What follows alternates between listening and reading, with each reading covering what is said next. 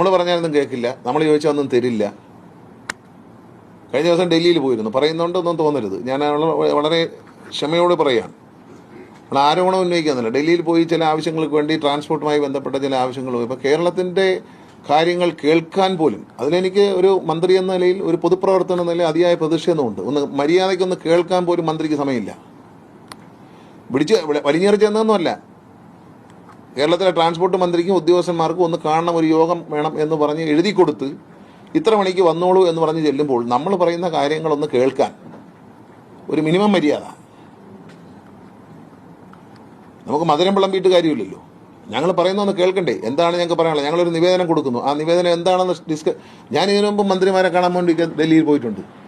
വാജ്പേയി സർക്കാരിൻ്റെ കാലത്ത് പോയിട്ടുണ്ട്, മൻമോഹൻ സിംഗ് സർക്കാരിൻ്റെ കാലത്ത് പോയിട്ടുണ്ട്, മന്ത്രിമാരുമായി ചർച്ച ചെയ്തിട്ടുണ്ട്.